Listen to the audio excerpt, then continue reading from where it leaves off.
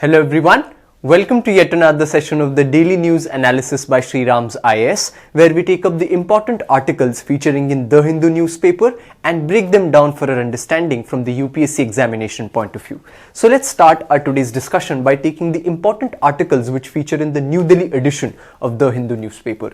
So let's take up our first article for the day, which reads, "Towards a robust triumvirate," or one can say a body of three. So why is this article appearing in the newspaper? This appears in the editorial section of the newspaper in the backdrop of the recent conflict or one can say the discussion that is going on in the wake of a petition that has been filed in the Supreme Court. We took up this article on 25th November as well. So those of you who want to go through this in detail can go through the discussion we did on 25th November. So this is in continuation with that, where what happened actually in Supreme Court.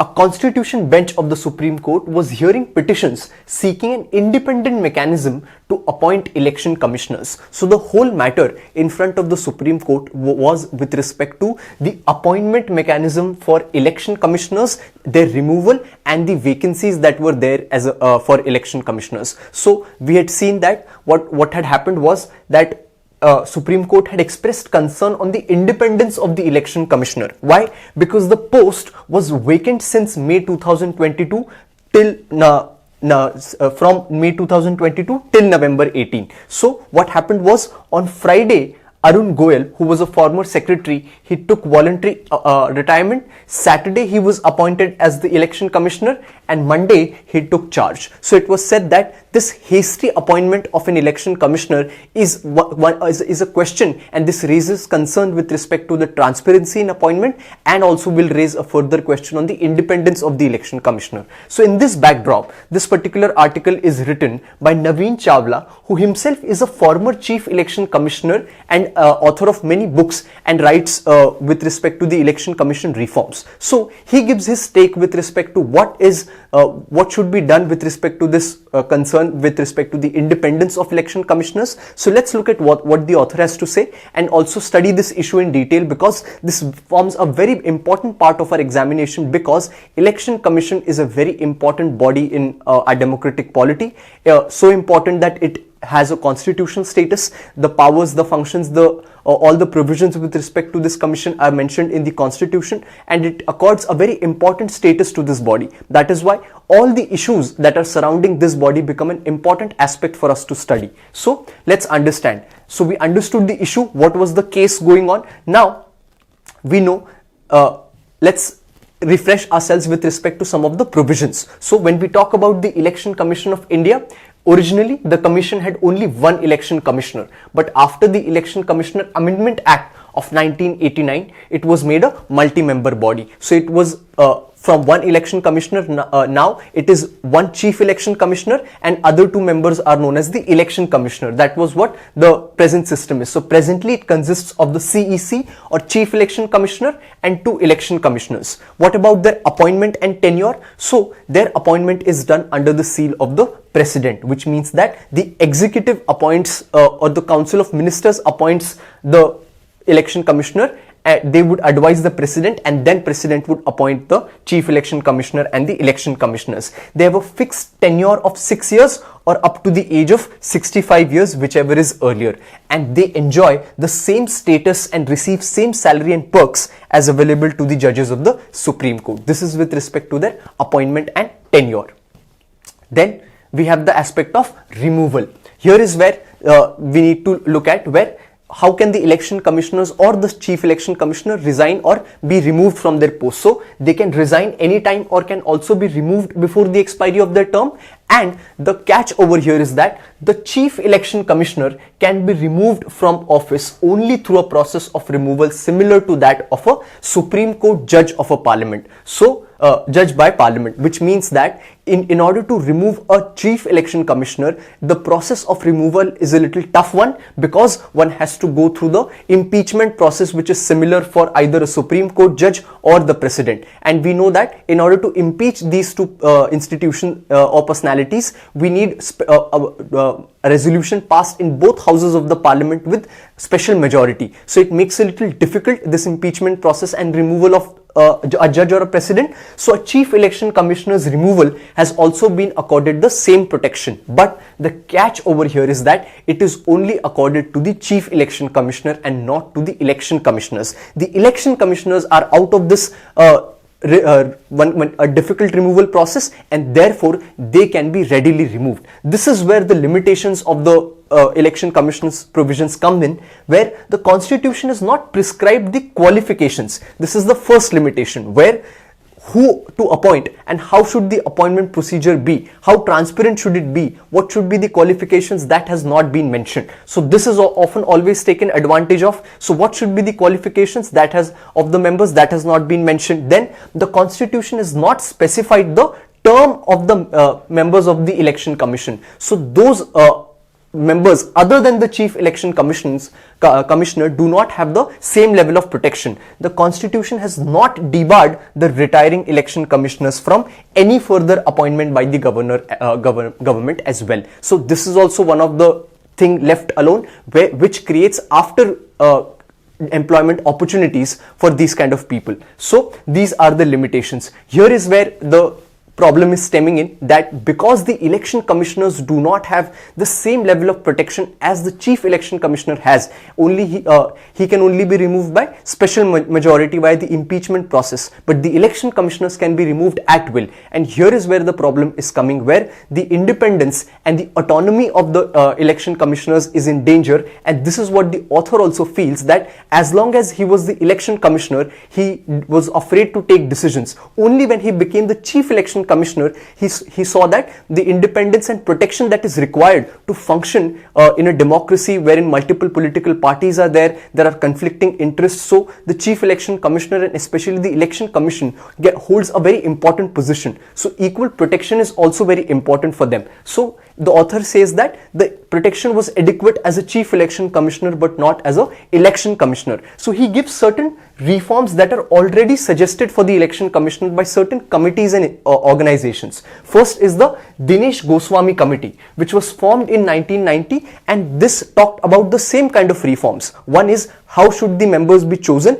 and what about the autonomy of these members. So on the basis of how should they be chosen, we saw that there was no qualification mentioned or any procedure. So the Dinesh Goswami committee backed a collegium system of appointment for the election commissioner, where they said that the chief election commissioner be appointed by the president in consultation with the Chief Justice of India, the leader of opposition. In case there is no leader of opposition, then the leader available who is belonging to the largest opposition group in Lok Sabha. So we can see that this is democratizing the process of appointing the election commissioners and making sure that the process is transparent, because apart from the members of the executive, there are also members such as Chief Justice, leader of opposition, who will make sure that there is an adequate system of checks and balances in the system of appointment. So this would take care of the first limitation, that is no qualifications was mentioned. Then it said that this body should be a statutory body. So it said that this process should have a statutory backing, and importantly, it applied the same criteria to the appointments of election commissioners along with the consultation of chief election commissioner. So even the election commissioner should be appointed in the equally transparent and accountable manner, and the chief election commissioner also should then be taken into consultation. This was the reform suggested by the Dinesh Goswami committee in 1990. Then came the National Commission to review the working of the constitution under Justice M.N. Venkatachalya, who also suggested the same thing, where the appointment should be done in a accountable basis, where he also suggested a similar body should be appointed on the recommendation of a body comprising the Prime Minister, the leaders of opposition in Lok Sabha and Rajya Sabha, speakers of the Lok Sabha and Rajya Sabha as well. So his composition was a little different, but the theme is similar, which says that a more consultative process should be undertaken to appoint the election commissioners and the chief election commissioners. Then came the 255th report of the Law Commission, which was chaired by Justice A.P. Shah. It also talked about the same thing, where the appointment of the election commissioners should be made by the president in consultation with a 3-member collegium consisting of the Prime Minister, leader of opposition, and the Lok Sabha Speaker and the Chief Justice of India. So this 3-member body was suggested by the Law Commission. All of this they suggested looking at the limitations of the election commissioners and the problems that are faced by the election commissioners and the chief election commissioner. So it also suggested measures to safeguard election commissioners from arbitrary removal in a manner similar to what is accorded to the chief election commissioner, who can only be removed by impeachment. So all of these committees suggested that same protection status should be granted to the election commissioners. But have these reforms been accepted and promulgated? They have not been as of now, but this gives us a backing whenever we want to talk about reforms in election commission. These committees which have suggested these things can be cited wherever we can use them. So this was a discussion on this particular issue and article. With this, let's move on to our next article for the day. The next article which appears in the newspaper reads, 160 to 200 million Indians could be exposed to lethal heat waves annually, says a World Bank report. Now, this particular article appears in the newspaper, though it is the winter season going on, and the article talks about heat waves which are generally seen in the summer months for India. But the aspect of heat waves and the advent of heat waves which have come in for the past few years in India shows a very disturbing trend where all of us, we don't need to talk about figures, all of us around us must have experienced that the past few years the summers have been extremely more hot and as well as dangerous. This is nothing but the advent of heat waves that have increased for the past 5 years. So this World Bank report analyzes this new aspect of heat wave and what all can be damaging from these heat waves. So as the headline says, there can be increased number of deaths due to these heat waves. So through this article, we'll understand what exactly are heat waves, where all in India are they encountered, what is the criteria for enlisting a heat wave, what then are the impacts that can be caused by such increasing heat waves, and what are some of the mitigation measures that we can undertake both on personal as well as government level in order to combat this phenomenon. So let's understand this issue. So according to a report by Lancet, India's vulnerability to extreme heat increased 50% from 1990 to 2019. So these heat related incidents have increased. Therefore, the 5 warmest years ever recorded in India have all been in the last decade. So what is a heat wave? A heat wave is a period of abnormally high temperatures, a common phenomenon in India during the months of May, June, and in some rare cases it extends till July. And the increasing trend that is being seen is that this period of heat wave is also lengthening and increasing. So the IMD classifies heat waves according to regions and their temperature ranges. So which region is going to be considered as a heat wave region depends on the geography of that region. So we look at the criteria. As per IMD, the number of heat wave days in India has increased from 413 over the 1981-1990 decade to 600 over the past decade. So the number of heat wave days, as I was saying, has also increased. This sharp rise in the number of heat wave days has resulted due to the increasing impact of climate change. This is needless to say, heat waves along with other extreme events that we are looking at and that we're getting to see across planet, whether they be irregular cyclones, forest fires, droughts, torrential floods, all of these are examples of impact of climate change. So the heat waves which are rising are also the similar reflection of increasing climate change. This is a map which shows that in the months of May and July, the heat waves across India, how much they impact the subcontinent. So the major impact, as we can see, ranges from the northern side of India and the central India. These are the states and region in the subcontinent which face the maximum impact of heat wave. So what is the criteria for declaring a heat wave then? So as we saw, the IMD has devised certain criteria which says that a heat wave is going to be there in the region based on the geography of that region. So based on what kind of region it is it a plain, is it a hilly region? On that basis, different criteria is being given for them. So a heat wave is considered when the maximum temperature of a station reaches at least 40 degrees Celsius for plains and at least 30 degrees Celsius for hilly regions. So it is logical for us to see why plains and hilly regions are segregated, because the climate for plains is different, and therefore if the temperature is above 40 degrees Celsius, it would be called as a heat wave for that particular region. And for hilly regions, which are generally colder, even if the temperature goes beyond 30 degrees, a heat wave can be said to be occurring in these hilly regions. So this is with respect to different regions. So now we'll talk about the variations in temperature. If the normal maximum temperature of a station is less than or equal to 40 degrees Celsius, then an increase of 5 degrees Celsius to 6 degrees Celsius from normal temperature is considered to be heat wave conditions. So it means that if the normal temperature is less than or equal to 40 and suddenly we see an increase of at least 5 to 6 degrees Celsius in the temperature, it shows that there's a sudden spike in the temperature, then also a heat wave condition would be taken. And if there is more increase, an increase of 7 degree or more, then it would be considered as a severe heat wave conditions. So in Delhi this year, there were few days where severe heat wave conditions were also announced. Additionally, if the actual maximum temperature remains 45 degrees Celsius or more, irrespective of normal maximum temperature, a heat wave is declared. So we saw three kinds of criterias. One based on the geography, so different for plains, different for hilly regions. Then sudden variations in temperature, it is less than or equal to 40, and a sudden increase by 5 to 6 or 7 degrees Celsius also can result in a heat wave. And the third criteria being absolute one, where suddenly if the temperature is 45 degrees Celsius, straight away it would be called as a heat wave condition. So these are the three ways in which a heat wave is categorized. Now we come to what are the impacts of heat waves in India, and this is where the World Bank report also gives certain figures. What kind of figures does it give? When we talk about economic impacts, if heat waves increase in a region, can it have massive economic impact in the economy?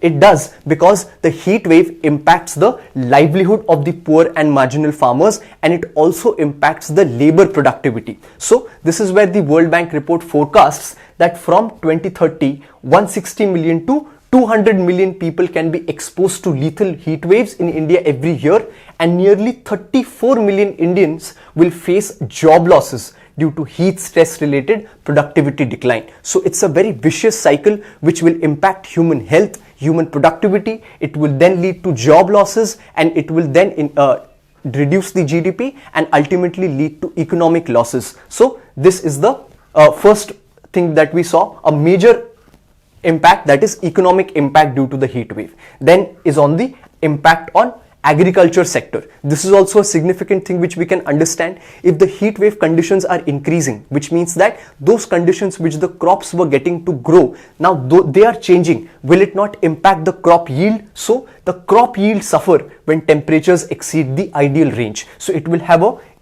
significant impact on the agricultural sector as well. Then impact on electricity usage. This is also very logical. If more heat is there in the region, more amount of cooling would be required, demand for cooling would increase, so electricity would be consumed more. So heat waves impact power load. In North India, if we take example for this year, the average daily peak demand in April was 13% higher than 2021 and 30% higher in May. This is the significant increase just from last year that is coming, that the electricity usage has increased so much.